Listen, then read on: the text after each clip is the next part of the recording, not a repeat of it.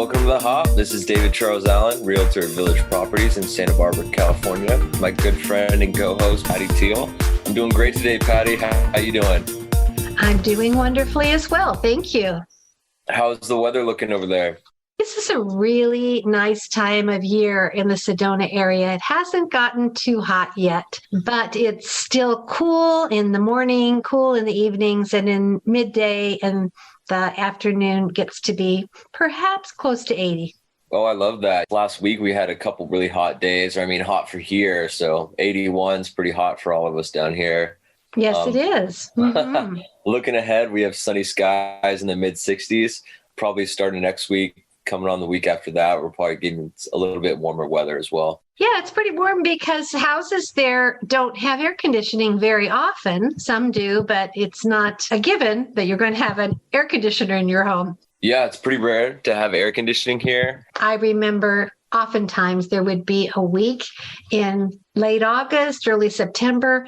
I wished I had air conditioning. Yeah, I know sometimes, like you're saying, that first week of September, we always get some really hot weather, and it usually always was when people go back to school. Yes. Isn't that the truth? And it's funny too, because different neighborhoods are very different. If you're closer to the beach, it's cooler. There was a time period when I lived down in the Cottage Hospital area and I was in an upstairs area, and it would get pretty hot there more often. But I think it's a combination of the way the house was built and the different neighborhoods that don't get the sea breeze. Yeah, exactly. Like if you live on the Mesa, you usually have a 10-degree difference from somewhere even in San Roque or downtown, like you're saying. Mm-hmm. And yeah, living on a second story usually tends to get a little bit warmer upstairs. Absolutely. Mm-hmm. Yeah. And looking for the swell coming in, we have a south swell coming in later this week, so it could provide some fun days as well as some fun wind swell days out there. If you know what you're looking for, go out and have some fun. Yeah. Where do you look for the south swell? Do you have to go to a certain beach? Yeah, we've talked about it before. You really have to go down to Ventura or Malibu or go up north to Halama. Very rarely, it has to be a really big south swell to get in a couple spots in Santa Barbara. But there's only a rare few that really get good on a south swell. Which ones are good at the Rincon? What type of swell? Rincon, you want a west swell, northwest swell. So that's when you're going to be getting the best swell coming in at Rincon. So much to learn about surfing swells. I had no idea. Yeah. And we'll jump into the real estate factors. Interest rates actually went down this last week. So they're 3.125 for conforming 30-year fixed, and they stayed the same at 3% for non-conforming jumbo. Oh, that's nice and low, isn't it? Still low. We've talked about them potentially going up. So a lot of people are saying you could see rates in the 4s to even 5s in the next couple of years. It's hard to say. It's really dependent on policy and everything going on with that. Right now, they drop back down just to eighth of percentage, back to 3.125. You know, in this market, it's really hard to purchase when you have your interest rate that you want it because the supply is so low of homes. You're kind of just going into it, finding the home first and then working it out with what the interest rate is. Right. Any new houses on the market? I know there have to be some, but how is it looking this week? So we had 54 new listings, 11 coming soon, 10 price changes. We actually had 58 pendings this last week. So again, we have 54 new listings, 58 pendings. So we're still not building on our supply. There's still not extra homes out there. When is this going to end? We really don't know. We're seeing more homes come on the market. Nice to see them being in the 50s. But at the same time, either that home sells quickly or one that was already on the market that hadn't sold before does. So we're not seeing multiple houses in certain neighborhoods. There's really no choice. It's basically, if you want to buy right now, there's only one house that's coming on the market. You have to be ready to go. Wow, that's tough. And I know you gave us a great tip last episode about being prepared more than just being pre-approved. You said you actually have the paperwork done as if you're ready to buy. Can you address that one more time? Yeah, so it means you basically go through underwriting with your loan officer. And that's usually the process that goes into once you have an accepted offer. It's through the escrow process. But this way you can come with an offer basically saying, My loan is fully approved. It's underwritten. All we have to do is get an appraisal and make sure the amount that we're paying for it appraises at that value for the banks. And then you're good to go. You don't have to worry about something getting fumbled during underwriting or it getting taking too long or something like that. Any other ideas that you could give to people who are in the market but are finding that there are multiple offers on any house that they want to bid on? I think it comes down to really figuring out what you need. And if you're not getting everything you need, you can just be patient with everything. But if you want something and it's not available, you don't want to push into something that you're not going to be happy with. Because a lot of people maybe think of this as a little short-sighted, as they need to get in now, but you're talking about owning a home for the next 30 years. That's the length of a loan. You don't have to own it then. If you don't like the home in 1 or 2 years, you're really paying a cost.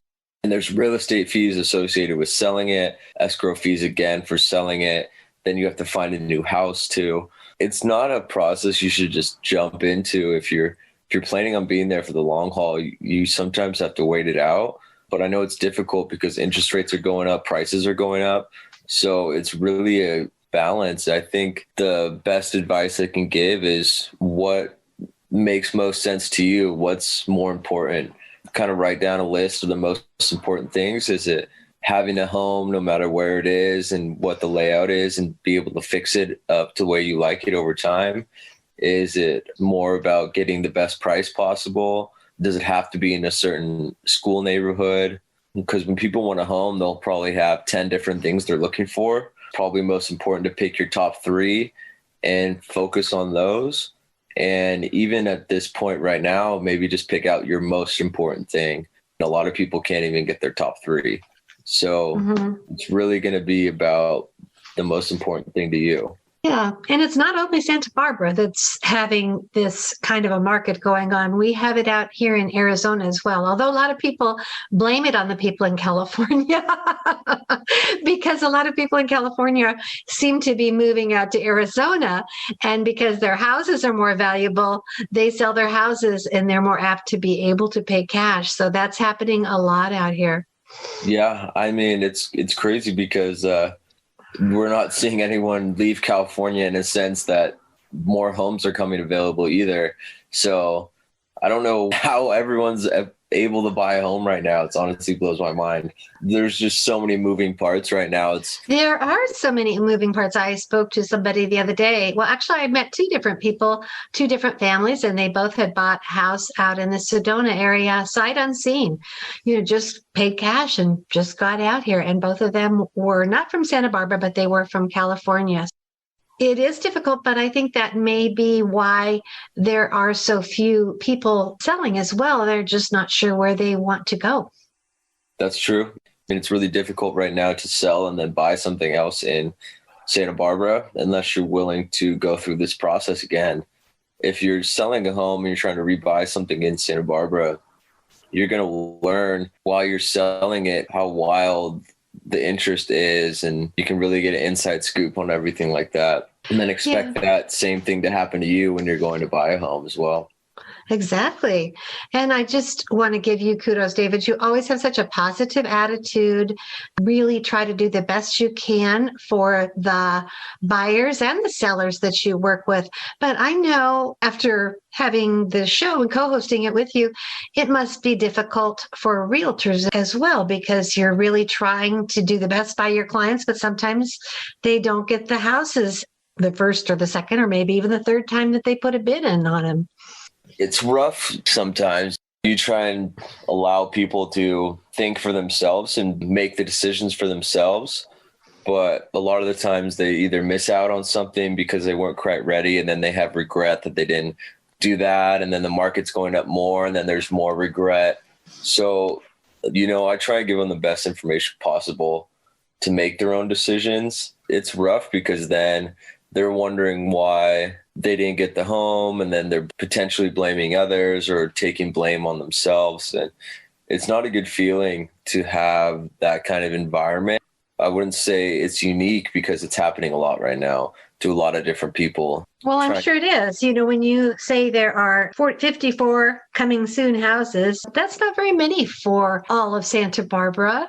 And I wonder how many realtors there are, really good realtors. There must be hundreds, if not thousands.